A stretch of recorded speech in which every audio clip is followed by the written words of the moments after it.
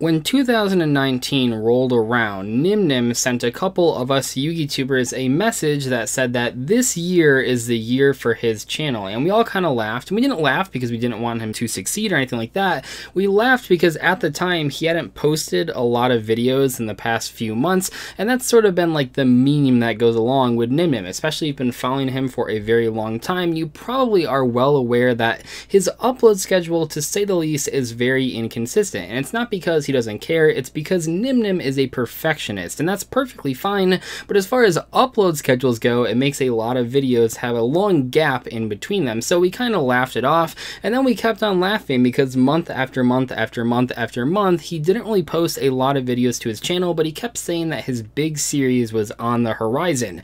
It wasn't until almost the end of May when he finally unveiled like the first draft of his new series to some of us YouTubers, and we were just blown away. It was so exciting, and then it finally went up on May 23rd, and you guys, the audience, his audience, who I'm sure has some overlap with my audience, just loved it, and it really has been very successful. We are of course talking about the sealed only Yu-Gi-Oh series on his channel, and if you guys haven't seen this, you need to. Actually, I'm going to spend this entire video talking about why you need to watch his series and why it resonates with so many players, but this is by far the most artistic, most ambitious, continuous series on YouTube, especially YugiTube. I suppose I'm just talking about Yu-Gi-Oh YouTube. And why this matters is because we don't see a lot of this on YugiTube, and we don't really see these sort of projects happen, not with this level of like cinematography and sort of story arcs and that sort of thing. A lot of times you just have people sort of talking about cards, to opening packs, watching replays or whatever. Gage has taken this sort of Yu-Gi-Oh YouTubing thing and gone the extra mile so far ahead of every other YouTuber, and it's worth dissecting because he's so good at it, and I feel like more people need to hear about this series. It already has a lot of views, he's uploaded several installments, but I feel like even with the viewership that he has, which is super solid, I think it could be even more, so I wanted to talk about it in today's video. Alright, so here's the rules. No trading. It would be very easy to trade away some of the more expensive cards that I pull from booster boxes that aren't a part of the final build, but again, that would be too easy. No buying individual cards online. Again, it's too easy. On a budget of under $40 a week, the only thing I have standing between me and a competitive Yu-Gi-Oh deck is a bunch of booster packs and the heart of the cards. This is sealed only Yu-Gi-Oh!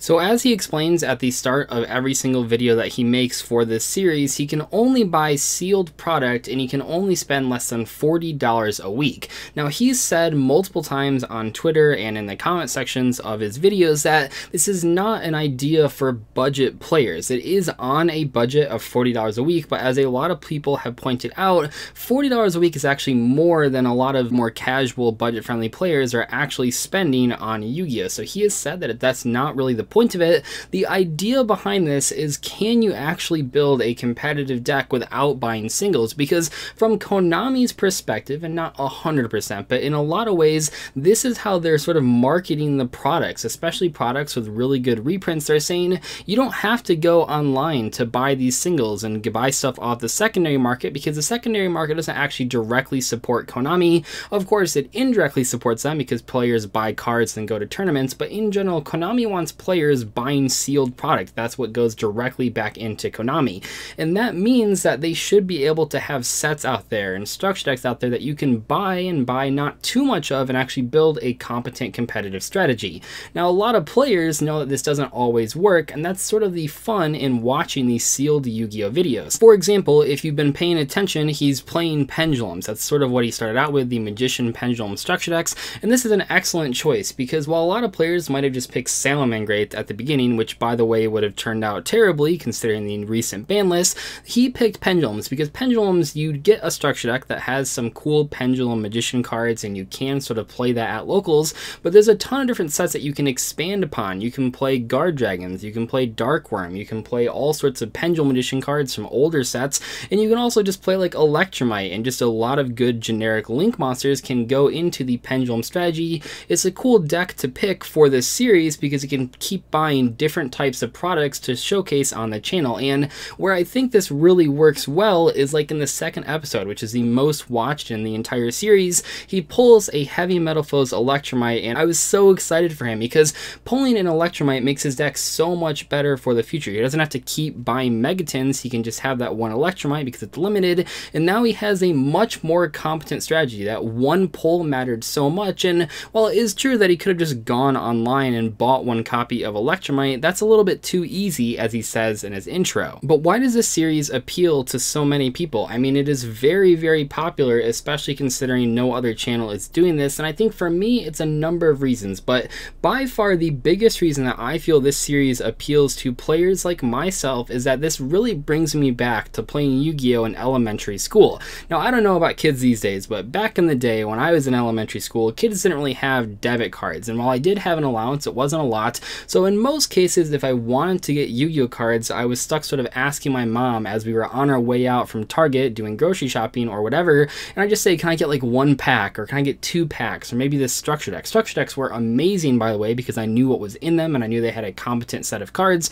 but when you're buying packs, a lot of times it's really hit or miss. Like, you can pull really good cards sometimes, but a lot of times you just pull cards that don't really go with what decks you're playing, and that's really hard, like for a kid to get packs full of cards that they can't really use. But that just means when you pull cards you can use, especially ultra or secret rare cards, it's that much more exciting. There's a much bigger payoff because you didn't just go the easy way, you had to go through packs, you had to go through structure decks and get the cards that way, so when you actually got the stuff you needed, it was a pretty big deal. So when you're watching Nim Nim's series, you can really connect with like the elementary school style of how people used to get Yu-Gi-Oh! Cards. When I watch him opening these packs, I want to see him pull that Chronograph Sorcerer, I want to see him pull that Heavy Metal Foes Electromite. I really hope this guy pulls the cards he needs because I know that he can't go buy them elsewhere like most players would. But that begs the question, why is no one else able to replicate the success of this series and this style of video? And it's because of what I talked about at the beginning, where I said that Nim Nim is a perfectionist. This works perfectly in this series because it is so darn fun to watch. They are so long, they're like over 20 minutes in most cases, and I just find myself watching them all the way through, not even realizing how much time has passed. It really is such an interesting set of things in one video. You have a pack opening at the beginning, you have his deck update in the middle, and then you have him actually going to locals and trying out the deck, which, by the way, I don't know if you guys notice how many cameras he has set up for each match, but it's 2 cameras. Can you imagine bringing 2 cameras to every locals you go to? That is a lot of work, and it's more work than most YouTubers would put into recording their matches, especially matches between a very casual deck and potentially decks that are much better than it because they have real cards. But what makes it so interesting is not just the fact that it's, oh, $40 a week and it's sealed only, it's how Nim Nim actually presents himself in the video, how he frames all of the content.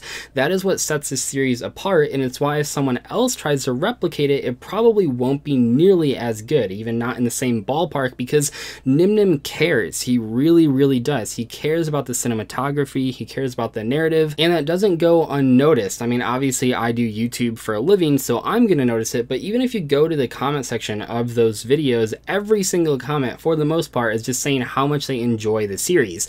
That doesn't happen very often. Even in my most successful videos, it's not like every single comment is like, oh my gosh, look at the cinematography, look at how well he framed this. I certainly see comments like that, but I mean, it's nowhere near the level of artistry that Nim Nim is actually doing in these videos, and I think that does show. I think that shows in the like to dislike ratio, I think it shows in the subscriber growth that Nim Nim has seen over the past couple months here, and I think it's only going to get bigger, and if I can do my small part to shout it out in a video, I absolutely want to do that because more people need to see the series. Series like these don't really happen in Yu-Gi-Oh! Too often. Actually, I'm going to go ahead and say that nothing like this has ever been attempted, at least not to the extent that Gage is doing it, and it needs to be appreciated even more than it already is. At the time of recording this video, he currently has uploaded 5 episodes of sealed only Yu-Gi-Oh! I don't know if by the time you guys see this, he'll have uploaded more. If you haven't checked him out, make sure to do so. I will put a link to his channel in the description below. It really is an important series, and you're missing out if you haven't seen it. World Legacy World Shield, our super rare is Goki, the Great Ogre. Nobody plays any of these other Gokis. Like, it's really just Warrior Turbo. That's all they're good for. Our secret rare is Oh my, no, you're joking. You're joking. Heavy Metal Foe Electromite. I'm like almost done with the Megatons. This is ridiculous. Holy crap. This deck is going to be crazy for locals tonight. This is insane. For people that don't know what this card does, it's absolutely bonkers. Literally played in every Pendulum strategy. If it's link summoned, add a Pendulum monster from the deck to the extra deck face up. Once per turn, we can target one other face up card we control, destroy it. Then add a face up Pendulum monster from our extra deck to hand. And if one leaves the field, after popping its effect or just in general, we get to draw a card. Literally, this card changed the entire scape of Pendulums and made it playable with the new Master Rule. But this card's absolutely insane, and I needed the 1 copy, which it is currently at 1 on the Forbidden list, to actually like get this deck off the ground. We got it. We got it right off the bat.